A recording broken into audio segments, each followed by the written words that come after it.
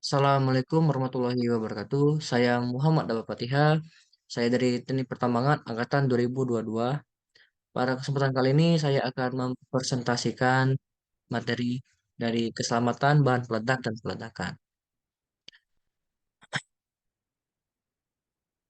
Saya akan menyampaikan 11 materi yang ada pada PPT kali ini.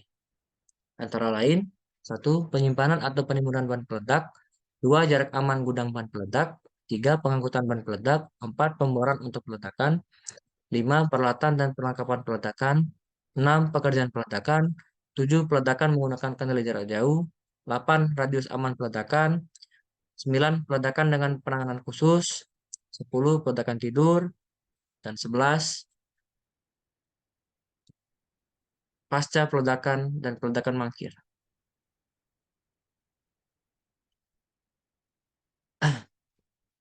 Penyimpanan atau penimbunan bahan peledak. Satu, bahan peledak disimpan di gudang yang berupa bangunan, kontainer, atau tangki, yang secara teknis mampu menyimpan bahan peledak secara aman. Dua, bahan peledak yang disimpan di tambang hanya pada gudang yang telah mempunyai izin dengan kapasitas tertentu yang ditetapkan oleh KALT atau Kepala Dinas atas nama KALT secara tulis. Apabila gudang bahan peledak terletak di luar WIUP dan atau wilayah proyek dan akan digunakan untuk kegiatan pertambangan, harus mendapat persetujuan tertulis dari KALT atau Kepala Dinas atas nama KAIT. Tiga, gudang bahan peledak yang digunakan untuk kegiatan lain harus mendapat persetujuan dari KIT atau Kepala Dinas atas nama KIT.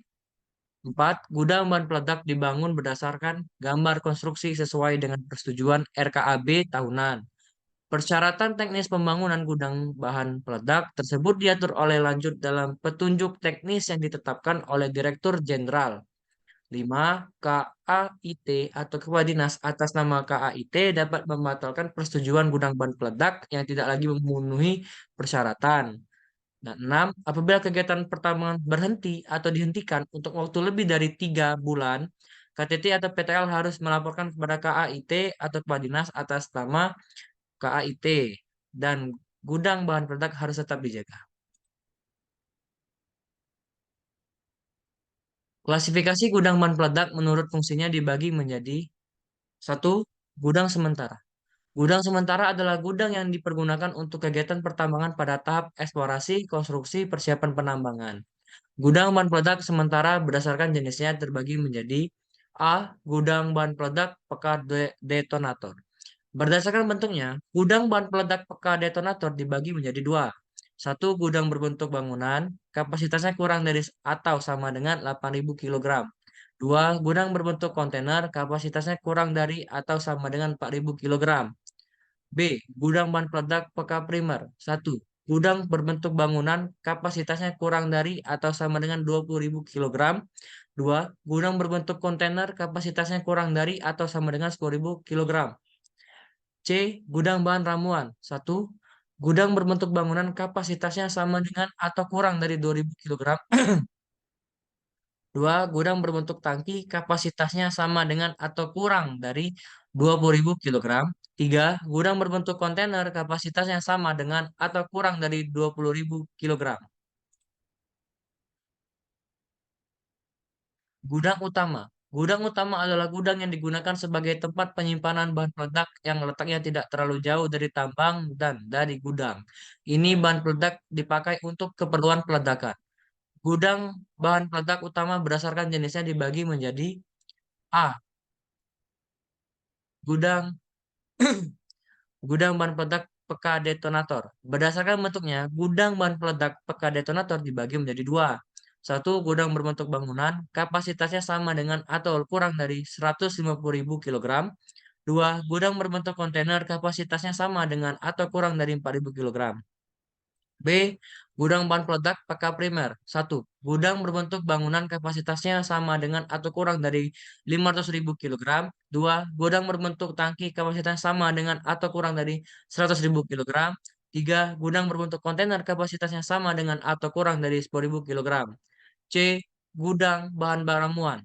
Satu, gudang berbentuk bangunan kapasitasnya sama dengan atau kurang dari 2 juta kg. Dua, gudang berbentuk tangki, kapasitasnya sama dengan atau kurang dari 300 kg. Dan tiga, Gudang berbentuk kontainer kapasitasnya sama dengan atau kurang dari 25.000 kg dan kapasitas daerah penyimpanan tersebut sama dengan atau kurang dari 1 juta kilogram. 3. Gudang transit. Gudang transit adalah gudang yang dipergunakan sebagai tempat penyimpanan sementara sebelum diangkut atau dipindahkan ke gudang bahan peledak utama dan berada di dalam WIUP dan atau proyek area. Gudang bahan peledak transit berdasarkan jenisnya dibagi menjadi dua. Gudang bahan peledak peka primer. Satu, gudang berbentuk bangunan kapasitasnya sama dengan atau kurang dari 1 juta kilogram. Dua, gudang berbentuk kontainer kapasitasnya sama dengan atau kurang dari 10.000 kilogram dan kapasitas daerah penyimpanan tersebut sama dengan atau kurang dari 1 juta kilogram. B. Gudang bahan ramuan. Satu, gudang berbentuk bangunan kapasitas sama dengan atau kurang dari 4 juta kilogram.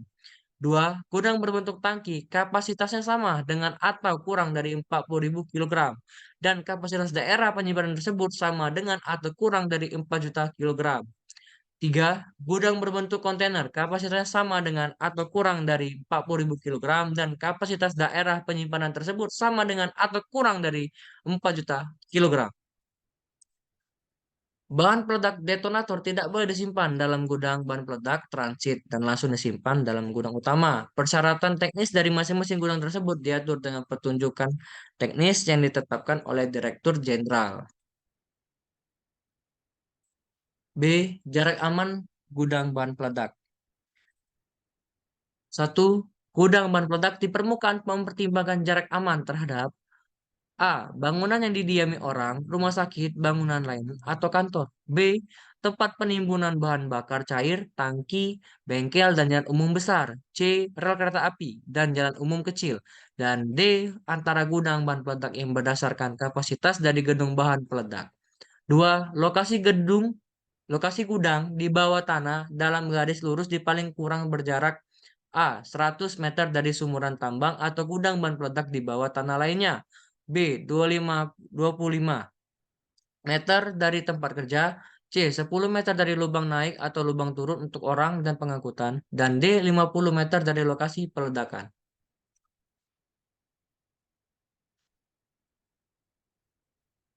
3. Pengaturan ruangan dan persyaratan keselamatan gudang bahan peledak. Ruangan gudang bahan peledak di permukaan dan di bawah tanah terdiri dari ruang tempat penyimpanan bahan peledak dan ruangan tempat penerimaan dan pengeluaran bahan peledak. 4. Penyimpanan bahan peledak. Bahan peledak berdasarkan sifatnya hanya dapat disimpan dengan ketentuan sebagai berikut. A. Detonator. Dilarang disimpan dalam gudang yang sama dengan bahan peledak lainnya dan hanya berada dalam gudang tersendiri yang diizinkan untuk penyimpanan detonator. B. Bahan peledak bekas detonator dilarang disimpan di gudang bahan peledak peka primer atau di gudang bahan ramuan. C. Bahan peledak peka primer dapat disimpan bersama-sama di dalam gudang bahan peledak peka detonator, tetapi tidak boleh disimpan bersama-sama dalam gudang bahan ramuan. D. Bahan ramuan dapat disimpan bersama-sama di dalam gudang bahan peledak peka primer dan atau di dalam gudang bahan peledak peka detonator. Bahan ramuan peledak yang berbentuk cair atau agar-agar atau gel hanya boleh disimpan dalam gudang berbentuk tangki. Dan F. Tata cara teknis penyimpanan bahan ramuan bahan peledak peka primer dan bahan peledak peka detonator diatur dengan petunjuk teknis yang ditetapkan oleh Direktur Jenderal. 5. Juru ledak. 6. Kepala dan petugas gudang bahan peledak. KTT atau KTT atau PTL yang menggunakan bahan peledak dapat memastikan bahan peledak tersimpan dengan aman dan diawasi dengan baik dengan mengangkat orang yang cakap dan diberikan wewenang secara tertulis sebagai A.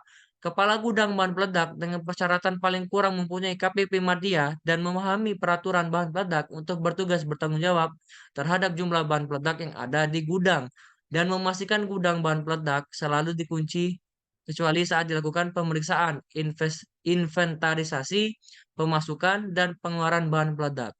B. Petugas gudang bahan peledak yang telah berumur 21 tahun ke atas untuk melakukan perhitungan, penerimaan, penyimpanan, pengeluaran, dan pengamanan bahan peledak serta bertanggung jawab kepada Kepala Gudang Bahan Peledak. 7. Pengamanan gudang bahan peledak. Tempat penyimpanan bahan peledak dipersyaratkan selalu dilakukan pengamanan oleh petugas satuan pengamanan gudang bahan peledak selama 24 jam terus-menerus yang berkewajiban A. Mengambil tindakan pencegahan terjadinya gangguan keamanan dan keselamatan bahan peledak yang disimpan di dalam gudang. B. Melarang orang yang tidak berkepentingan untuk mendekati gudang bahan peledak. C. Mengawasi dan mencatat setiap orang yang memasuki gudang baik dalam rangka pemasukan pengeluaran bahan peledak maupun dalam rangka tugas kunjungan kerja atau pemeriksaan gudang. Dan D. Mengambil tindakan pertama di atas kejadian bila terjadi gangguan keamanan dan keselamatan bahan peledak yang disimpan di gudang dan selanjutnya dilaporkan kepada kepala gudang.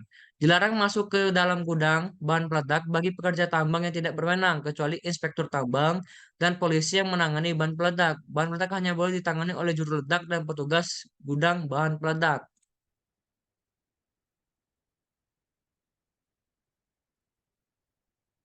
8. Buku catatan bahan peledak. Di dalam gudang bahan peledak, tersedia buku catatan bahan peledak dan daftar persediaan sesuai dengan format yang telah ditentukan dan secara teratur selalu disesuaikan dan tercatat, serta diarsipkan paling kurang 1 tahun. Persediaan dan pemakaian bahan peledak dilaporkan oleh KTT atau PTL kepada KAIT atau Kepala Dinas atas nama KAIT dalam bentuk laporan triwulan. 9. Penerimaan dan pengeluaran bahan peledak. A. Petugas yang mengambil bahan peledak harus menolak atau mengembalikan bahan peledak yang dianggap rusak atau berbahaya atau tidak layak digunakan. B. Penerimaan dan pengeluaran bahan peledak sebagai detonator dan prima dilakukan pada ruangan depan gudang bahan peledak dan pada saat melakukan pekerjaan tersebut pintu penghubung harus ditutup. C. Jenis bahan peledak yang dibutuhkan dikeluarkan dari gudang sesuai dengan urutan waktu penerimaannya. D. Bahan peledak yang dikeluarkan harus dalam kondisi baik dan jumlahnya tidak lebih dari jumlah yang diperlukan dalam satu gilir kerja. Bahan peledak yang sisa pada akhir gilir kerja harus segera dikembalikan ke gudang. Membuka kembali kemasan bahan peledak yang dikembalikan tidak perlu dilakukan apabila bahan peledak tersebut masih dalam kemasan atau peti aslinya seperti pada waktu dikeluarkan. Bahan ramuan sisa pada akhir kerja terdapat di dalam unit pembuat atau pencampuran bahan peledak harus berada di dalam area gudang bahan ramuan. G. Bahan peledak yang rusak agar segera dimusnahkan mengikuti ketentuan yang berlaku. H. Membuka kemasan bahan peledak dilakukan di bagian depan gudang bahan peledak. 10. Pemeriksaan gudang bahan peledak. Paling kurang 1 kali seminggu, isi dari gudang bahan peledak diperiksa dengan teliti oleh KTT atau PTL atau petugas yang berwenang dan temuannya didaftarkan pada buku catatan bahan peledak. 11. Rekomendasi pembelian bahan peledak. Evaluasi terhadap permohonan rekomendasi pembelian bahan peledak di pertambangan mineral dan batubara sesuai dengan evaluasi kebutuhan bahan peledak. C. Pengangkutan bahan peledak. 1. Bahan peledak diserahkan dan disimpan di gudang dalam jangka waktu tidak lebih dari 24 jam sejak tiba di wilayah kegiatan pertambangan. 2. Bahan ramuan diserahkan dan disimpan di gudang dalam jangka waktu tidak lebih dari 24 jam sejak tibanya dalam wilayah kegiatan pertambangan jika menggunakan angkatan darat dan sejak selesai bongkar muat jika menggunakan angkutan air. 3. Dilarang mengangkut bahan peledak ke atau dari gudang bahan peledak atau di sekitar tambang kecuali dalam peti aslinya yang belum dibuka atau wadah tertutup yang digunakan khusus untuk keperluan itu. Apabila dalam pemindahan bahan peledak dari peti aslinya ke dalam wadah tertutup terdapat tersisa, maka sisa tersebut segera dikembalikan ke gudang bahan peledak. 4. KAIT mengeluarkan petunjuk teknis untuk mengatur pengangkutan, pemindahan, atau pengiriman semua jenis bahan peledak pada kegiatan pertambangan mineral dan batu bara. D. Pemuraan untuk peledakan. KTT atau PTL menunjuk pengawas operasional dan pengawas teknis untuk pekerjaan pemboran dan peledakan yang mempunyai kewajiban sebagai berikut. 1. Menetapkan persyaratan pelayanan mesin bor dan memastikan mesin bor telah lulus uji kelayakan sebelum dioperasikan. Dan 2. Memastikan bahwa pekerjaan pemboran dilakukan berdasarkan tata cara kerja yang ditetapkan. Peralatan dan perlengkapan peledakan. 1. Pada setiap tambang yang menggunakan bahan peledak harus tersedia peralatan dan perlengkapan peledakan yang diperlukan agar pekerjaan peledakan dapat dilaksanakan dengan aman. 2. Dalam pekerjaan peledakan menggunakan peralatan dan perlengkapan peledakan yang disetujui oleh KTT atau PTL. 3. KTT atau PTL atau petugas yang menangani bahan peledak pada setiap tambang yang menggunakan bahan peledak harus A. Memastikan bahwa setiap peralatan termasuk kendaraan yang digunakan dalam pekerjaan yang berhubungan dengan pekerjaan peledakan Satu, sesuai dengan maksud penggunaannya, dan dua, disimpan, diperiksa, dan dipelihara agar tetap dapat digunakan dengan aman. B, memastikan bahwa bahan peledak ditangani secara aman. F. Pekerjaan peledakan. Satu, pekerjaan peledakan dilakukan oleh juru ledak. Dua, juru ledak yang bertugas melaksanakan peledakan atau yang mengawasi pekerjaan peledakan memastikan bahwa setiap tahap pekerjaan dilaksanakan secara aman. Tiga, juru ledak yang menangani atau mengawasi peledakan memastikan setiap peledakan tidak menimbulkan dampak negatif terhadap lingkungan yang melebihi ambang batas yang ditetapkan. G. Peledakan menggunakan kendali jarak jauh. Satu, pada setiap tambang yang menggunakan peralatan peledakan yang menggunakan metode pengendalian peledakan jarak jauh atau remote firing harus memiliki rekomendasi teknis dari instansi yang menangani komunikasi dan informasi. Dua, KTT atau PTL menetapkan tata cara pekerjaan peledakan yang menggunakan remote firing. Tiga, penyalaan peledakan yang menggunakan remote firing hanya boleh dilakukan oleh juru ledak yang telah mendapatkan pelatihan. Empat, juru ledak mempunyai kompetensi dalam melakukan peledakan dengan menggunakan metode remote firing. Lima, jika terjadi kondisi yang tidak bisa mempengaruhi proses peledakan, menggunakan remote firing maka penyalaan peledakan menggunakan remote firing tidak dapat dilakukan. H. Radius aman peledakan. KTT atau PTL menetapkan dan bertanggung jawab terhadap radius aman peledakan berdasarkan teknis perhitungan dan kajian pengendalian resiko yang paling kurang terdiri atas satu, jarak aman manusia, dua, jarak aman peralatan, dan tiga, jarak aman fasilitas pertambangan, dan empat, jarak aman lingkungan. J. Peledakan tidur. Peledakan tidur atau sleep blast dilakukan dengan ketentuan sebagai berikut. Satu, tidak boleh menggunakan detonator di permukaan lubang ledak. Dua, dilakukan pengamanan terhadap daerah peledakan tidur. Atau tiga, apabila terjadi peledakan tidur yang tidak direncanakan karena masalah tertentu. KTT harus melapor kepada KAIT atau kepada dinas atas nama KAIT. K. Pasca peledakan dan peledakan mangkir. Satu, pasca peledakan. A. Juru ledak melakukan pemeriksaan pasca peledakan dan hanya dilakukan setelah lokasi yang diledakan bebas dari debu dan asap sisa hasil peledakan. B. Dilarang masuk ke lokasi peledakan sebelum dinyatakan aman oleh juru ledak.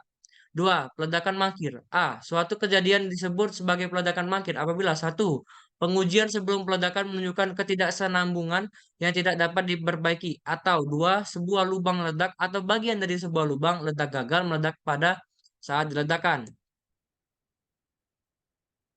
Dua, peledakan mangkir. B. Apabila terjadi peledakan mangkir, maka juru ledak yang bertugas melakukan peledakan menghubungi pengawas operasional. Dan pengawas operasional tersebut, satu, melarang setiap orang memasuki area bahaya tersebut kecuali juru ledak atau orang lain yang ditunjuknya. Dua, mengambil langkah yang tepat untuk menentukan penyebabnya dan menangani peledakan mangkir tersebut. Dan tiga, menunjuk petugas apabila diperlukan untuk mengambil langkah pengamanan untuk mencegah pencurian bahan peledak ataupun bahan pemicu ledaknya. C. Apabila peledakan mangkir tidak dapat ditangani pada hari yang sama, peledakan mangkir tersebut dikategorikan sebagai peledakan tidur dan penanganannya mengikuti ketentuan pada huruf C, angka 3. Baik, terima kasih. Sekian presentasi dari saya. Apabila terdapat banyak salah kata, saya mohon maaf. Saya akhiri dengan wabillahi taufiq wal hidayah. Wassalamualaikum warahmatullahi wabarakatuh.